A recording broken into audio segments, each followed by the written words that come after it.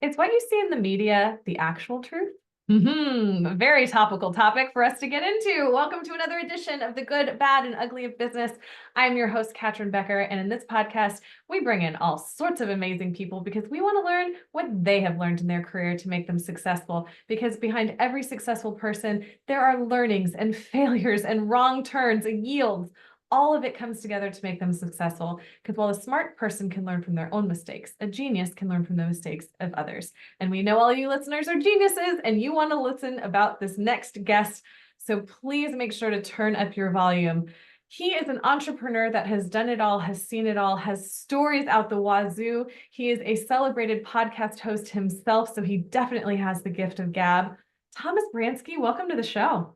Oh my gosh, that was a fantastic introduction. I might want you to do that again because it was so good. Thank you. I just need a little bit of information. You just wind me up and whoop, it just comes right Ah, out.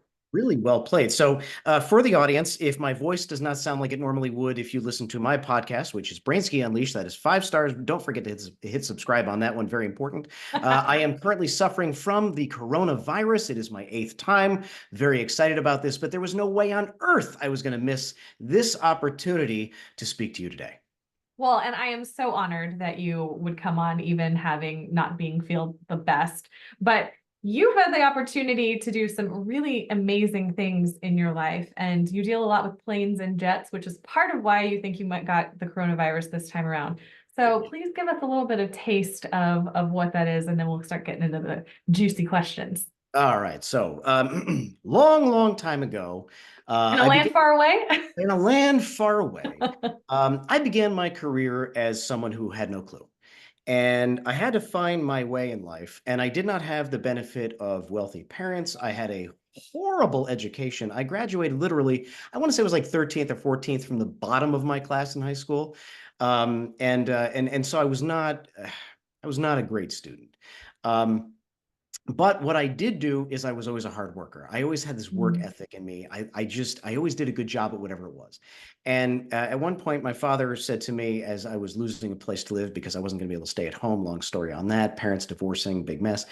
Why don't you try and be a flight attendant? Because, you like to travel. I always like to travel. I was like, oh, that's a great idea. I couldn't even do that. No one would hire me. So I literally went ticket counter to ticket counter at an airport, filling out applications, which, by the way, is typically not the right way to get an airline job. If you're ever interested, don't do that. But there was one guy that pointed me in the right direction. I got a job. I busted my butt. I impressed people. Long story short, I kind of grew and finally actually developed a career in the ground operations field. So I actually now started a company back in 2006, or I guess I started doing it for myself in '06 and incorporated in 2007, where we provide an amazingly unique service for airlines that do charter flights. So we're not talking about private jets like Gulfstreams. Albeit we still do work with those a little bit, but not as much on that side. But these are like Boeing 777s or 737s or 767s, big planes that carry big groups to different places. And I'm basically an orchestra conductor for these airplanes. And so every time one of these things lands, there is a dance. There is equipment, there's things that must go on, services and equipment go on, and service equipment go off. And managing that is something that I can do, and I have a team of people that do across the globe for the airlines that do these charter flights. Because what happens is, if you're United Airlines, as an example, you're going to between Dallas, Texas, and Chicago, you don't need someone like me because you're doing scheduled service. It happens every day. But Yeah. if you're going to put an airplane into, say, Bishkek, Kyrgyzstan, they don't have people just standing there waiting for that airplane. And so everything will be all set. The services will be arranged, but it's my job to go into that location and manage the dance. And it's a fascinating thing. And it's a lot of fun because I do get to travel the world. I've been on every continent except for Antarctica. It's fantastic. So, do you bring the people there to do the orchestra, or do you work with the people that are local? We work with the local people. So what happens is the client being an airline, will they will contact me usually towards the end of the flight setup. And they will say, okay, we're going to operate between point A and point B. And we would like you to either go out in advance of the operation and manage it on the ground and stay on the ground and get the airplane in, get it out. Or we want you to ride the airplane from point A to point B and continue riding the airplane at every single stop until such time as the whole program is over. And so it all depends on what the need is of the client. I have different clients that have different requirements and different ways in which they do things. There are times where I've spent 50 hours on an airplane or more, where I would start in the United States, I'd go to the Middle East, I'd come back to the United States. It's disgusting, but this is what hot towels are for. And then go all the way over to the Pacific before I finally, hit a shower and a bed. And so it all depends on what the need is for the client. And I mean, I've done this for everything for flying Department of Defense flights to foreign military flights to famous musicians, like tour charters to incentive charters, presidential campaign charters. Um, broken cruise ship charters, you Oh, name the wow, ticket. that's a thing? I've done it, and it's everything provides an adventure and some sort of lessons and challenges that the nice thing about something like this is it's never ever the same day twice. I think that sounds really fascinating. And in another life, that would have been something I would have loved to do because I also love to travel. My father was the duty station manager for Lufthansa here in Houston. So we traveled a lot as kids, and having that experience and kind of seeing behind the scenes, it's really something. So everything that your father did as a station manager, by the way, I was a station manager as well for the 10th largest major U.S. carrier at one point, and certainly not the size of Lufthansa. But what your father was in charge of is essentially the same thing that I'm doing. It's just I do it all over the world in one hit here, one hit there, Yeah, versus consistently at one location all the time. being a mobile version of it. Very much so. So you must have so many stories, but given the current political climate that we're in right now in America, it's a very topical thing to discuss. And as I mentioned at the start, what we see in the media isn't always what people see with their own eyes. So you have had the experience of working with local campaigns for a number of the US political system. And you've seen different things in there. Can you please kind of explain what it's like to just be around these people as part of their normal days and not when they're, quote unquote, on? So it's an interesting topic because the media basically portrays these politicians to be things that they are not. Every one of them is different in person in some way than what you see on television or in the news. The first one I'll talk about is Mitt Romney. Now, I'm not a huge Mitt Romney fan from a policy standpoint, but I can tell you that that poor guy was just destroyed by the media. And Mitt Romney, all this man is, believe it or not, on a daily basis, is Ned Flanders. He is like the nicest, sweetest, most caring human being on earth. And he just got blasted as being like some sort of like evil Nazi racist. And I'm like, there couldn't be anything farther from the truth than this guy. I mean, there was at one point, I was flying around on his campaign plane, and there was someone on the press who will remain nameless, but it was her birthday. And Mitt Romney and his wife personally arranged with the campaign to have a birthday cake brought out to the airplane as a surprise. Wow. And so there I was standing near Mitt and his wife as they were putting candles in the cake so he could light the candles, and he carried the birthday cake to the back of the airplane where the press section was so he could personally sing happy birthday to this reporter. Wow. That's who he was. Yeah, she Wow. roasted the media. Well, and that just another piece of that. I mean, we don't necessarily think the average person of, how these politicians get from point A to point B. And so what you would see is that there's press on the plane with them. Yes. So I mean, they that's have, part of it. On campaigns, they typically will carry press with them because it benefits the campaign and it benefits the press. The campaign wants to have the press coverage. They need the press coverage, and the sure. press needs to be there to get it. And so it's a mutual thing. Um, I'll say what nobody wants to say, but it's reality. And that is that, when you have the press on a Republican campaign, it is a little bit more adversarial. Mm, Everyone will get along for the most part, but it's usually a lot harder on the candidate. Having been on political aircraft that have Democrats who are sitting in the front, the press is more fawning, and it's a little bit more jovial and more relaxed because there is a leftist bent with mainstream media, and it is a real thing. I don't give a crap what anyone else wants to say about it. I mean, when you get to see it behind the scenes, it is real and mm. it's sad, but at the same time, it's the nature of the beast. And for at least for me in my position, I just will sit there and shut up and watch the show and then just take it all in. Bring out the popcorn.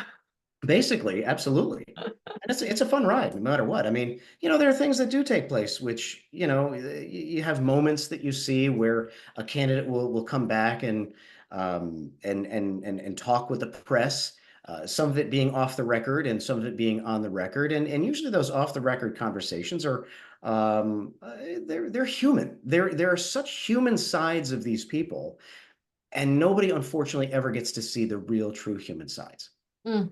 And that would probably be the best. I mean, we're in such a time and place in social media, particular, about talking about authenticity and wanting to see people at their true self and, getting to this place. And yet not in any of the media, whether it's social, political, otherwise, there's very little actual authenticity that's taking place. And I always find that as such a hypocritical juxtaposition that we're faced with. Show me an honest politician, I will show you a unicorn. It's a sad reality, and both sides are really guilty of it. Both sides have a tendency of overinflating truths, bending truths, breaking truths, lying straight out. There's always something that could be identified as bullcrap. But there is also a lot of truth out there if it's able to be cut through. In my opinion, I think that the media does a god-awful job of reporting the truth. Hmm. And that is because of biases. And there are biases on the left, there are biases on the right.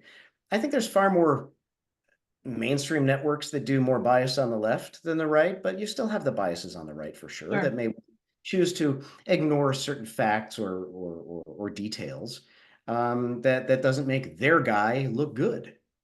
Yeah. I mean, a perfect example of that is my family, my mom and my kids, we just went to Portland, Oregon, and we live here in Texas, a very Republican conservative state, and it's freaking hot here in the summer. So we every summer try to find some place with cooler temperatures to go visit and, get the kids to see different parts of the country, of the world. And so we picked Portland this time around. And I cannot tell you how many people, close family members, coming up and going, why are you taking the kids to Portland?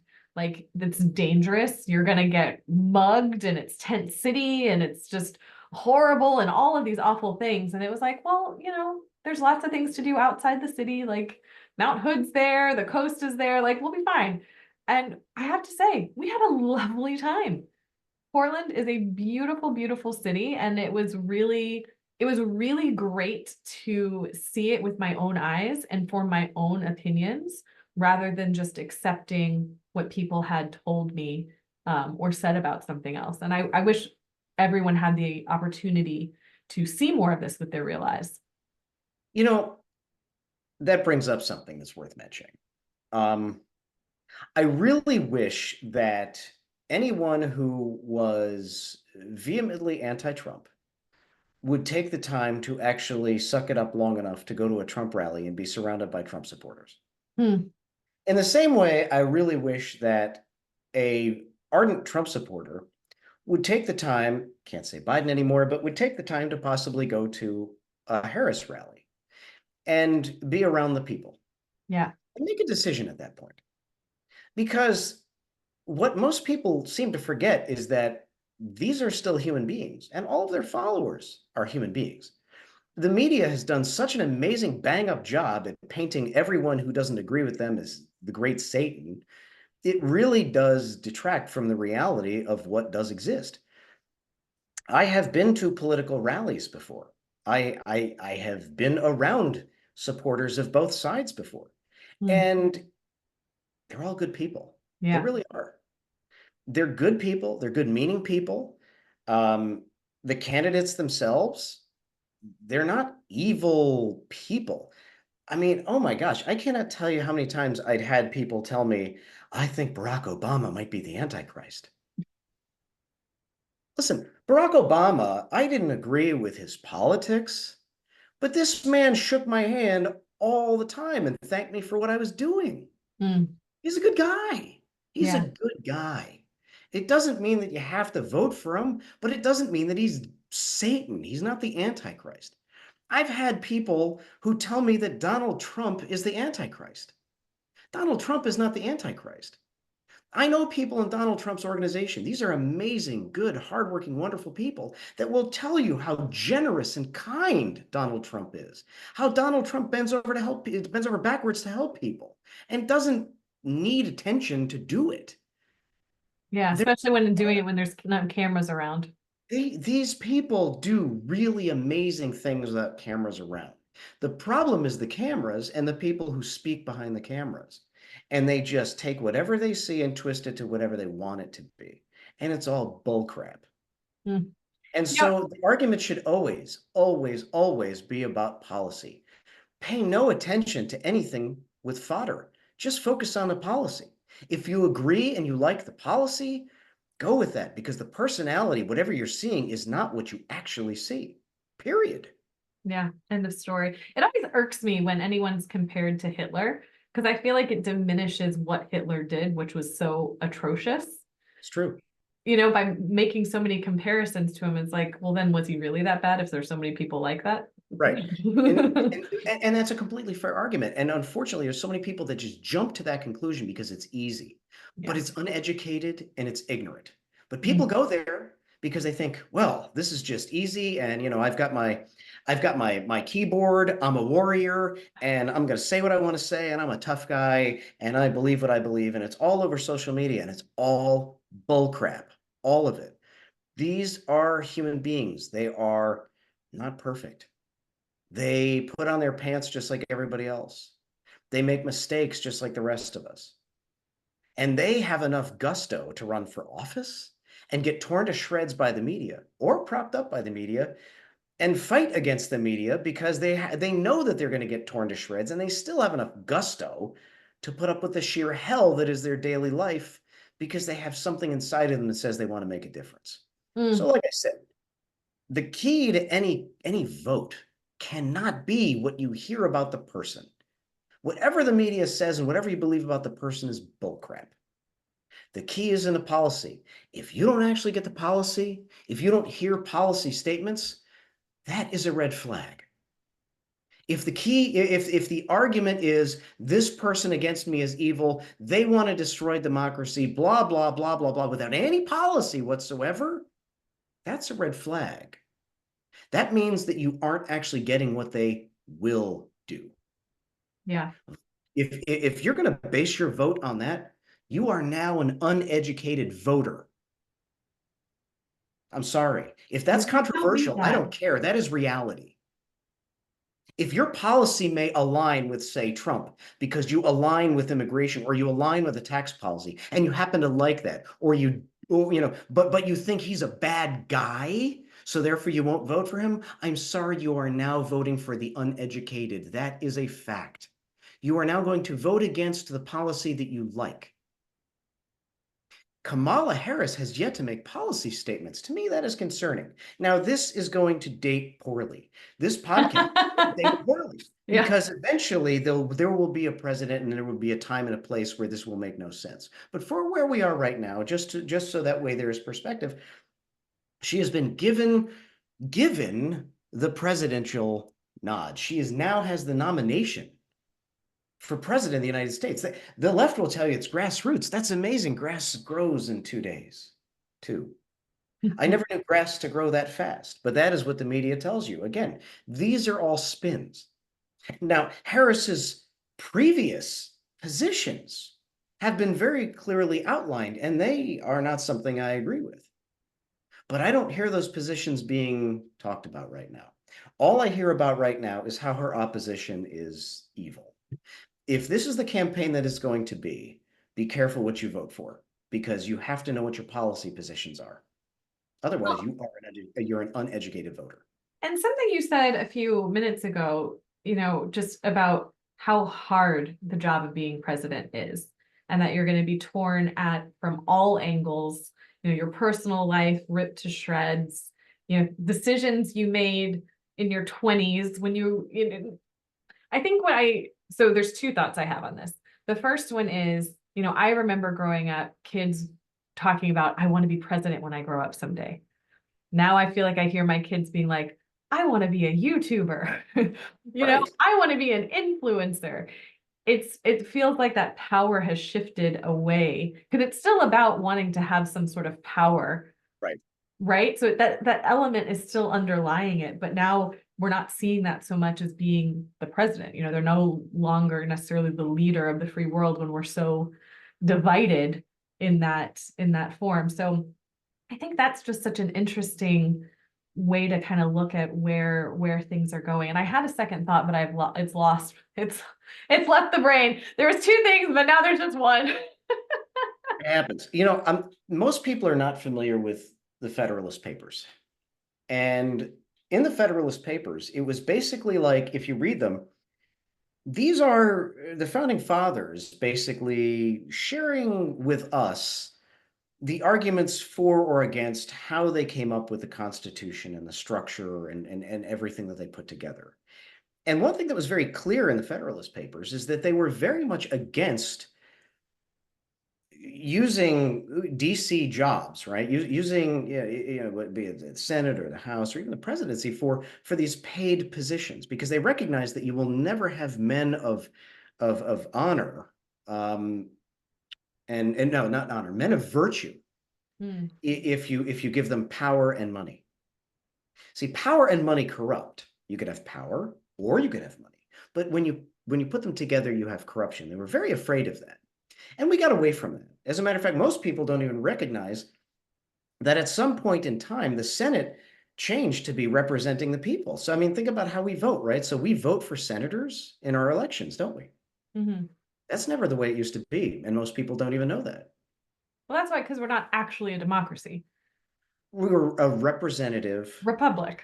That's correct. We are a republic. But back in the day, when our Constitution was first born, and we operated like this, the Senate was populated not by the votes of the people, but it was by appointees of the state. So the people had their place in the House. They had their representation, but the states each had their appointees. And so, no, the people would not vote for their senators.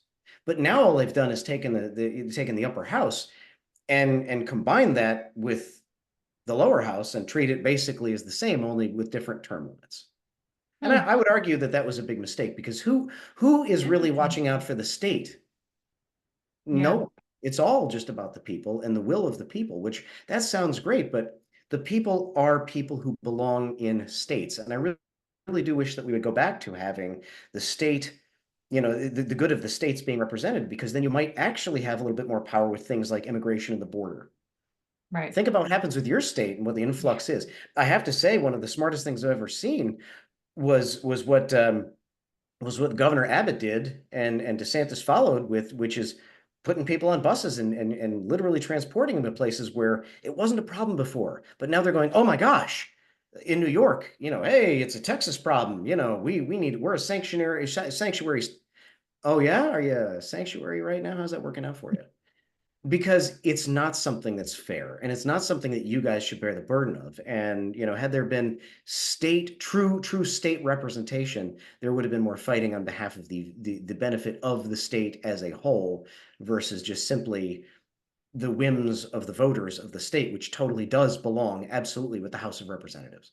Do you think you'd ever go into politics seeing what you've seen? No. No one can pay you enough? There's not enough. Hey, listen, I haven't even thought about it. There is not enough money on earth to make me go, geez, I really want to be part of this bureaucracy, right? Where you sacrifice privacy. You run for an election, and every demon in your past is going to come out. Every stupid thing you've ever posted is going to come out. I've That's what got. I was going to talk about earlier. So thank you for bringing that back. I'm glad I could do that for you. You're welcome. Well, it's the idea of that, if you've said something, in your 20s, that now applies to you in your 40s, 50s, 60s, and doesn't allow any space for people to change and grow and to learn None. from their mistakes. And I find None. that is such a fallacy Yep. in our system, such a flaw. Every bad date that you've ever been on, anytime, like, if you're a guy, I mean, listen, I was a total dirtbag in my 20s and probably early 30s. I mean, yeah, it is what it is. I'm not necessarily proud of it, but I can't deny that it happened. And I mean, I treated some women like complete ass when I was dating them. I would, date them, drop them, date them, drop them, and move on to the next. Man, just imagine that one in a political campaign, how my entire history would just be brought up and and the effect that that would have on my family, my children, and it's like I have no problem, with trying to tell my children as they get older, hey, you know what, guys, don't do what your dad did. That was not a cool move. That was a dirtbag move, and it took a while for me to mature. But to have that be sort of a public thing where it's blasted across every news network there is why the hell would anyone want that? Yeah. Yeah. Yeah, I don't feel you like got it's to be a relevant. real psychopath to run for these offices. It takes a different level for sure. But Yes. as we're starting to kind of wind down our time together, I want to kind of go back to just your business part of it and just, we've talked about, I feel like we've covered the bad and the ugly quite well. Let's talk a little bit about the good. Let's talk about some of the maybe trips that you've been able to take or the places in the world that you've seen that you wouldn't have otherwise without this business. Well, yeah, I mean, to do what I do puts me in places that are both amazing and some of the biggest armpits on the planet. But no matter what, each one of these experiences is a blessing. I cannot tell you how many times I look up to the heavens and I thank God for the fact that I get to do what I do every single day. Here I am, I could be in Singapore for a week. I love Singapore.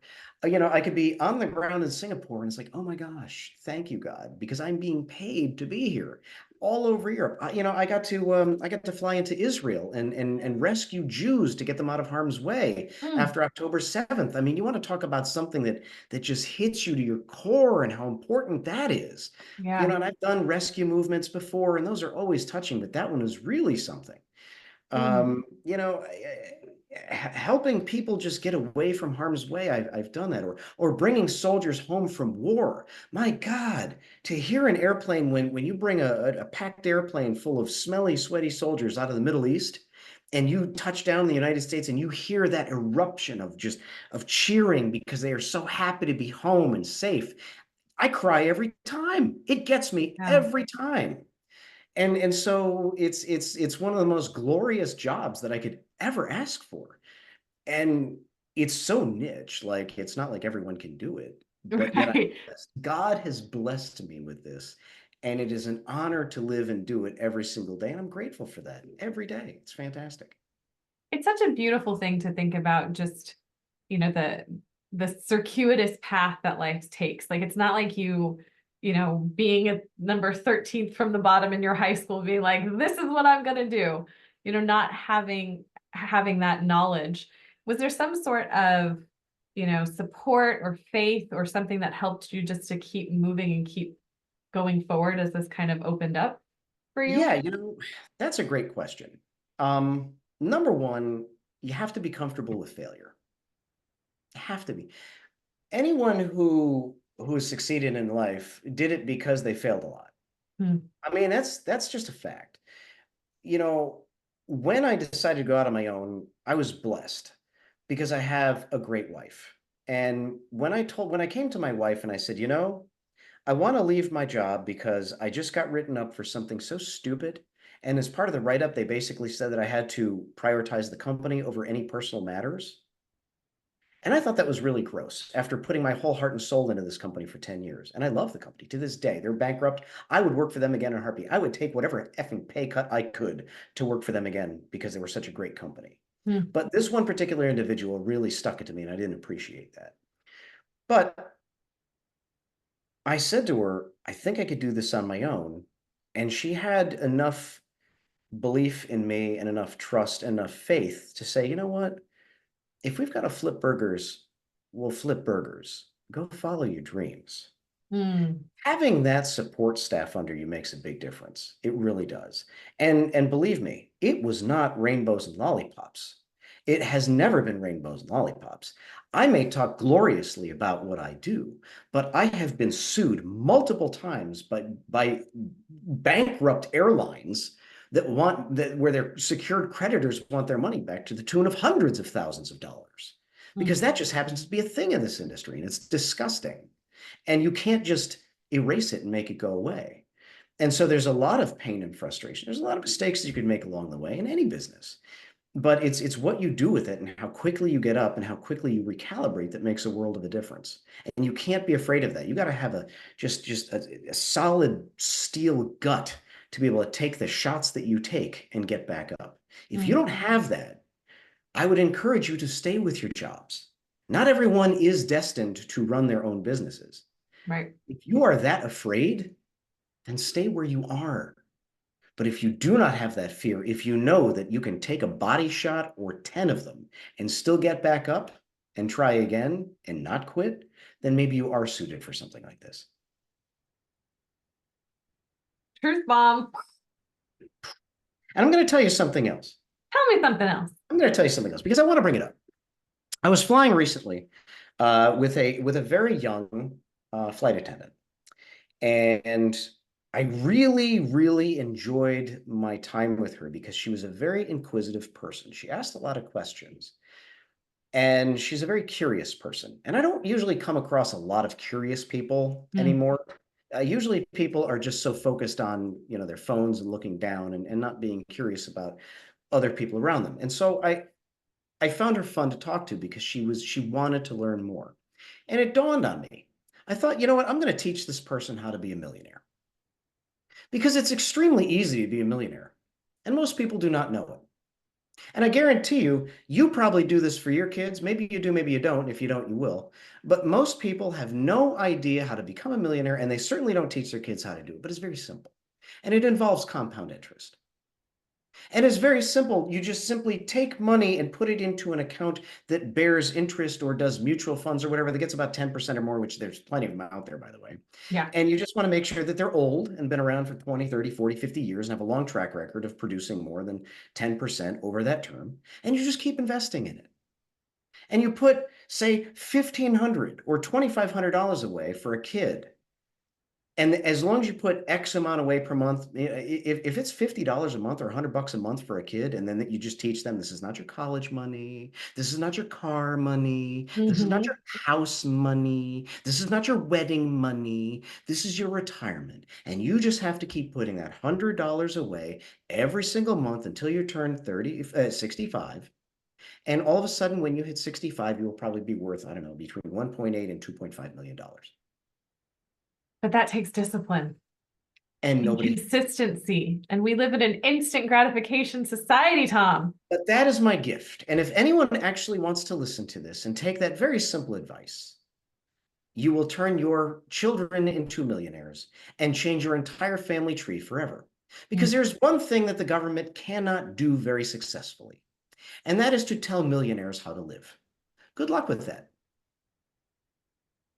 So which would you rather be? Someone who lives under the control of the government, feeding off the government and thriving only in a way that the government will allow, or spit yourself out of that system and spit your family and your generations of families out of that system? That is your choice. And it's something you could do very, very simply, but it takes a shit ton of discipline over time.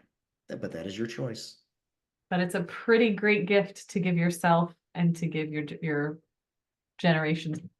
It is. To follow. And so if your listeners ever want to learn anything more, I will also offer this. Myself and a few others who are very successful in business have decided that we want to get together and do something very unique, and that is helping business owners and even if it's people in sales or business managers develop and solve the problems that they are solving. It's called fixmybiznow.com, fixmybiznow.com. That is fixmybiznow.com. You could sign up and join a weekly program where we will literally help you with whatever challenges you're having and use a whole community of people to do it. So that way you can overcome and be successful. Because 9 times out of 10, most people have no idea how to solve the problems very quickly, and so they see them and they harp on them and they worry about them and they don't just simply put solutions to them, or maybe they don't know who to ask. And listen, for $99 a month, it's a bargain. Yeah, you can't beat that level of mastermind and experience of challenges, because the truth is we're not alone. You don't have to do it alone. No one's going to give you a medal at the end. Congratulations, you did it on your own. And when you have an entire community of high-powered people who help you solve whatever the problem is, you're going to get a much better outcome than you doing it yourself. Period. Absolutely. End of story. End of story. Tom, this has been so much fun. I really enjoyed talking politics with you. Well, thank you. I enjoy. It's nice to be able to have a conversation with someone and just have a conversation and listen to the other person. And I think the world could do a lot from just listening to one another, instead of coming back with our own half-baked forms of opinions and ideas, and really just watch and listen. We say that, but I think you're right, and you hit the nail on the head. Shut up and listen. And to my listeners, you're already listening. So good job, you. So Thomas, you shared where we can get to you with the Fix My Biz, but how are other ways for people to reach out to you? People can find me at Brainsky Unleashed. I'm available on YouTube, Spotify, Apple, Google, wherever you get your podcasts. And fixmybiznow.com, fixmybiznow.com, fixmybiznow.com, Brainsky Unleashed, or Brainsky.com. That is Brainsky, Brainsky.com. And just to remember, folks, he did that amazing radio voice with COVID. With COVID, yes. The whole thing with COVID. So yes. I applaud you so much and appreciate you so much. Fighting through it for you and your listeners. That's my man. Thanks so much. All right, everyone. I hope you enjoyed this episode as much as we enjoyed talking about it. Please leave your thoughts. If you haven't subscribed to the YouTube channel or to the podcast, please make sure that you do that as well. Rate it, share it with someone who will find interest in it. And until next time, everyone, take care.